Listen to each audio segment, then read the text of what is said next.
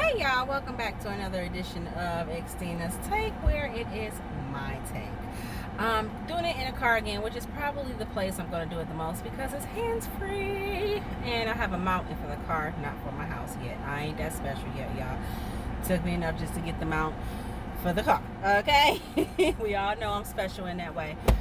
Sorry for going out of focus. I'm trying to stop the sun. There we go. I'm just trying to stop the glare a little bit. Okay, that's a little bit better. Anyway, so I'm back. There was a couple of things I forgot to talk about yesterday. Then it was another 90-day fiance that came on, so we're gonna go ahead and touch on that. The first thing I want to touch on again is WAP. I talked about that yesterday, which is the video with Cardi B and Meg Thee Stallion, and I kind of gave my opinion on it, but I've listened to it like a lot since then. And as I predicted, the song has actually really kind of grown on me. It's just that song. It's that stripper song. You know, I wish in a way it wasn't, well, in a lot of ways I wish there wasn't COVID ever. But, you know, this would be the song of the summer. This would be that stripper song. You know what I'm saying? That would be that Make It Rain song for all them strippers out there. But unfortunately, I don't think that's happening. Well, y'all, I'm going to get better at this, I promise. Okay. I just need to stop moving so much. Anyway, so that part I missed. You know, hey, look, I used to do my little thing. I ain't never stripped, but I used to. Okay, see my car doing weird stuff now. Making log dump. What the heck is a log dump? Y'all. Okay, anyway, these new age stuff. If y'all don't know, I got a new car about 7 or 8 months ago, like a 2020, and got all this. Now I ain't bragging because I really didn't want to get the car, but had to. But yeah, anyway, it's doing something weird. Okay. Anyway, I don't know what it's doing. Anyway, y'all. So, after listening to it numerous times, like I said, it's grown on me. I actually like it. I said that I think Cardi could have came a little bit stronger. I still think that. I still think Meg outrapped her. But, you know, it's not as bad as, what the heck? I don't know what that meant, y'all. I don't know. Okay. Meg did her thing lyrically, flow wise. You know, Cardi was Cardi, but I just think, you know, lyrically, flow wise, that Meg did better. Video again, still stunning. I'm definitely gonna bump it, probably on my way to work. You know how we do. We bump all that gangsta nasty shit before we have to deal with the gangsta nasty shit at work. But the best thing I've got out of the video so far, honestly, is the reactions. Like, I've watched about 8 reactions on YouTube now, and they're all men reactions. I didn't want to see the females because they would have been all critical and all that stuff. But the men's reactions were hilarious. Hilarious. Like, that's the best thing I got out of this, which is watching the reactions and their eyes go 100 times during the video, or 100 times, or damn, 100 times. It was hilarious. I love it. If y'all watch the reactions, for real, it's hilarious. I love it. But I'm not gonna touch on that too much. However, I know last video I had said something about Kylie Jenner being in it. Obviously, I wasn't the only one that felt that way. So Cardi kind of came back with us, y'all. She hit us back on that and explained why Kylie was in the video. Which and I kind of said it yesterday, where I was like, you know, it got people talking. Kylie's a major name. From my understanding, Kylie promoted the video. Do you know how much marketing that is? What kind of publicity that just gave them? You know what I'm saying? For as much as I love Cardi, as much as I love Meg, they don't have the fan base that Kylie has. You know what I'm saying? So they're up there, but they ain't Kylie up there. So for her to promote it and that was marketing right there, one-on-one. So I ain't even mad at Cardi for that. That was smart on Cardi's part, smart on Meg's part, or whoever. It was Cardi's song, so smart on Cardi's part, extremely. And then she had said something about the husbands are close, Offset and Travis, and then Kris Jenner's boyfriend is close with them too, and she treated them very nicely and things like that, and they were opening and welcoming, and whatever the reason is, her video, she chose it. It got everybody talking. That's all you heard about was Kylie being in the video, which is good, but at the same time, I still think it takes away from the other queens that were in the video, which was against Sukiana, Normani, Ruby Rose, and Mulatto. I thought that was Kalani, and it wasn't. But those are the ones that were in the video, so definitely shout out to them. So we're going to move on from that. I've been ain't gonna say hesitant to bring him up because he do what he does. But I'm gonna bring up 6ix9ine again because now he's off of house arrest. And on one hand, 6ix9ine doing what 6ix9ine does. I mean, I've always said I'm not so sure about his talent, but he definitely has that thing that makes you pay attention, that what they call a je ne sais quoi, that X factor, that thing that is just inherent that makes people want to pay attention to you. He has that. Whether you love him, hate him, snitch, no snitch, fraud, no fraud, whatever, you can't deny everybody's talking about him. Everybody's been paying him attention since he's been out of prison. And I you know, on one hand, I can't hate on that because it's like, well, you have everybody's attention now, and by God, he's made the most of it. In between making videos in his home, so now he's free and he's just doing dumb shit. Just acting a damn plum fool around New York. I don't know. I know what he's trying to prove. He's trying to prove that he's not scared. He's trying to prove that can't nobody get to him. He's trying to prove that he runs New York and all this yada, yada, yada, whatever crap that he's trying to do. Yeah, it's easy to do that when you have 800 security. Yeah, it's easy to pop off at the mouth when you have 800 security to guard you. Yeah, it's easy to be rolled around in a goddamn wagon eating ice cream carefree in the world when you got 5 bodyguards surrounding you. Yeah. I just want to know when the money gonna run out for the security is what I want to know. Who paying for security? Is it him or his record label? Is he still with Treyway, by the way? Ain't that the record label he rep? But is that who he snitched on? Like, I'm not completely sure of the whole situation. Whatever. But the one thing that irked my last nerve about it, because all that stuff didn't bother me. I thought it was foolish, but I mean, that's what he does. He's 6ix9ine. But there was this one video where he was sitting outside in the open with his girl eating lunch or whatever it is, where he got 20 stacks sitting on the goddamn table, and what he claims is $1 million in a bag that's all open. I never understood this, not just with him but with any rapper or anybody famous, especially rap. Why the fuck do y'all show y'all money like that? Like, we know you got it, and if we don't know you got it, you know you got it. What is there to fucking prove? I mean, I get the mentality. Yeah, you get some money, you from the hood, you supposed to stunt, you supposed to, you know, trick it off and show it off and do all that. I get that, but that is the stupidest shit. Why? Why does everybody know what you have? Don't nobody know what I have. As broke as I am, I'm still ain't gonna tell you what I have. I can have $5 and you ain't gonna know I got $5. You, it ain't none of your goddamn business what I got going on.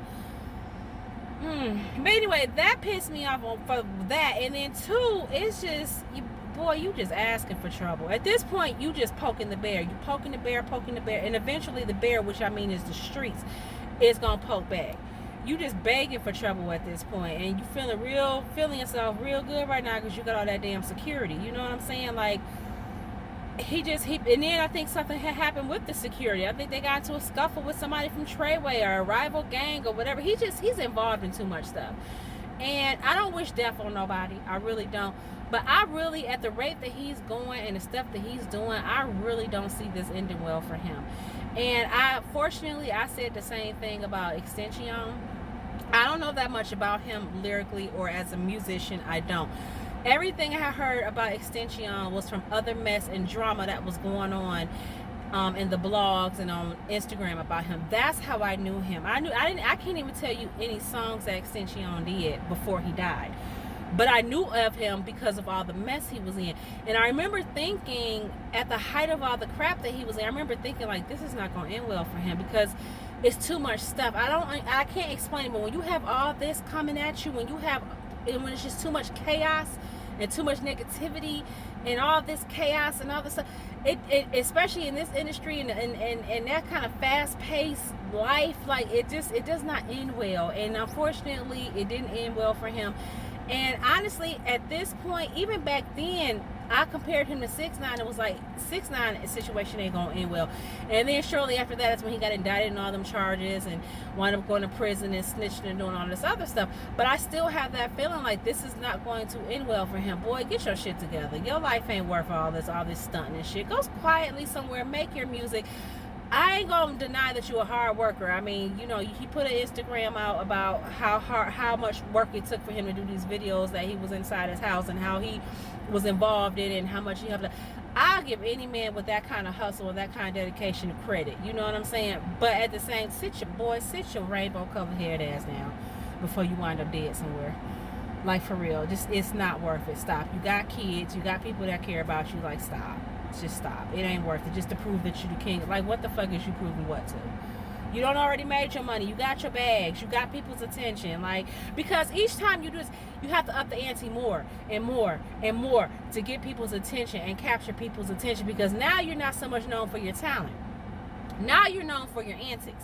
And so now you got to up the antics, up the antics, up the antics, up the antics. And then where else you going to go but dead? That's where it's going to end up. So, like I said, sit your rainbow colored hair, lace front wearing motherfucking ass down some damn where and eat your goddamn lobster in peace without having to show off 20 stacks to do it. Anyway. So there's this big thing going on, which I had meant to bring up last, and here she comes, my daughter. She probably going to see her in a minute. She better not come to the damn car, and she's coming to the car. Hold on. What you want? Just watching me, y'all. Anyway, which I meant to bring up last time, which is I watched Marriage Boot Camp Hip Hop Edition, which has Phaedra, Hazel E, that guy from Day 26, his wife, Corrupt, and his girl. His girl is beautiful, by the way. Tony, she's gorgeous. I don't know what she's mixed with. She's definitely Asian something. But I'm not sure what but she's absolutely beautiful, and I love her anyway. Like, she seems so down to earth and just not for the bullshit, you know what I'm saying? But she also seemed like a writer. Like, Tony, I like her. Who else on the show? Vado and Tahiry. That's the big thing. That's what everybody's talking about right now, because she threw some apples at him, and later on in the group session or whatever, she had said something about how people make her look bad, and then he just basically got up and snatched her up and just choked her. I remember, like, God damn. And I remember thinking, like, she claims he had never done that before, but I'm thinking, like, if he felt that comfortable to do that in a room full of people, can you imagine what the hell he doing behind closed doors? I don't know if I necessarily believe that was his first time, because he was a little too comfortable with that shit. And then when Dr. Ish sat and talked to him about his behavior, and the way he said it was, she did this and she did that, da, da, da. And then Dr. Ish was like, well, so you felt like she deserved it. And before he could stop himself, he said, yeah. And he was like, oh, no, but no. But what I will say is this: I don't condone men putting their hands on women, period. I don't, okay? By nature, you guys are the stronger species. We ain't meant to whoop y'all asses, you know.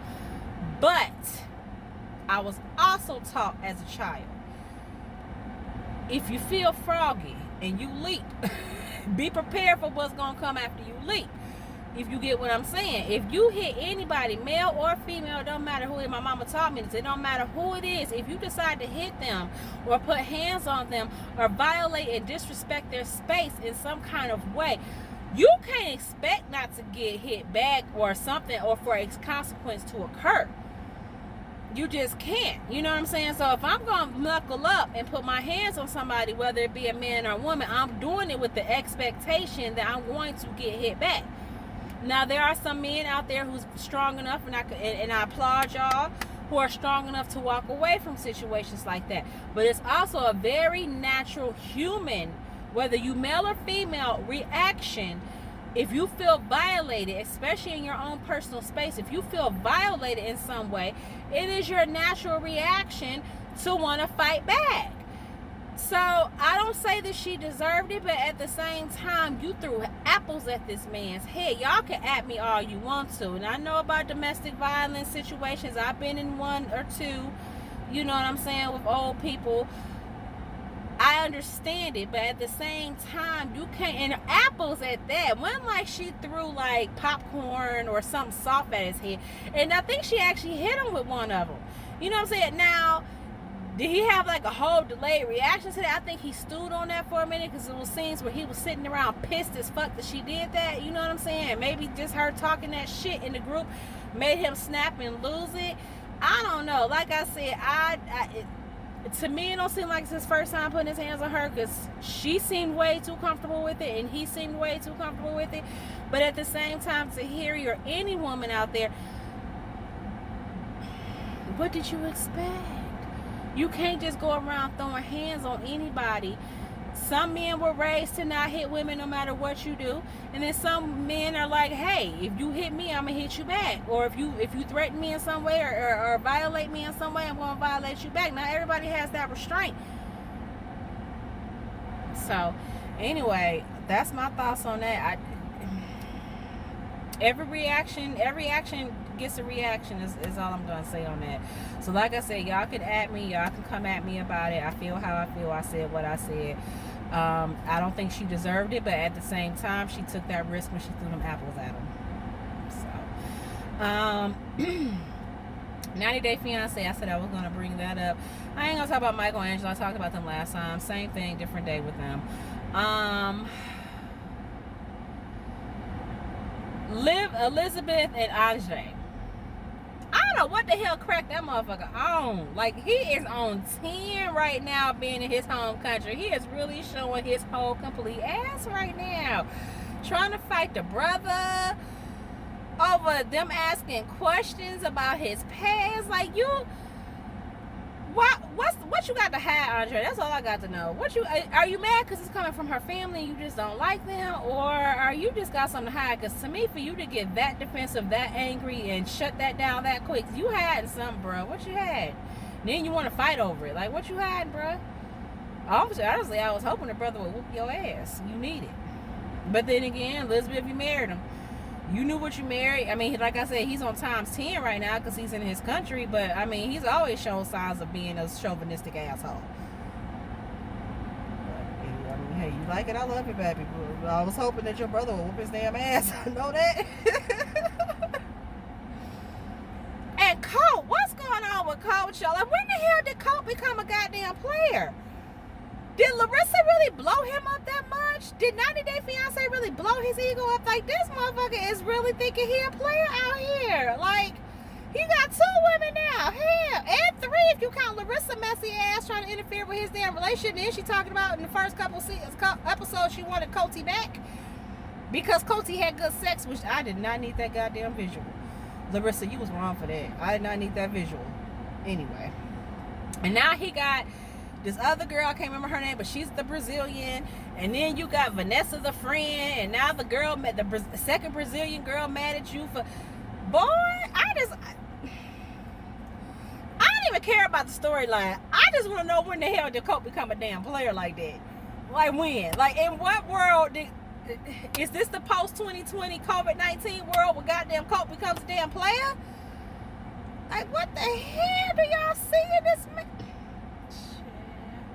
And I'm not saying he ugly. He cleans up okay. I'm not gonna, body shame him, whatever. Because I mean, shit. Look at me. Look at all this. I can't body shame nobody. I got a ring out the deal. But just he's so damn nerdy though. And he's so up under his mama. It's like, what woman would want to go for? Okay, whatever. You go, Cole. I ain't mad at you, boy. If you think you can get away with the shit, go ahead, boy. Go ahead. Yeah, okay. Anyway, that's kind of what I got out of that. I'm going to let y'all go because actually the time is about to run out on my thing because I need to clear up some space on my phone. So this thing is about to cut off. And that's really all I had to talk about. I don't really have any random thoughts except for still fuck title. I'm still mad about the St. John situation. Don't know why it's happening, but I'm just mad.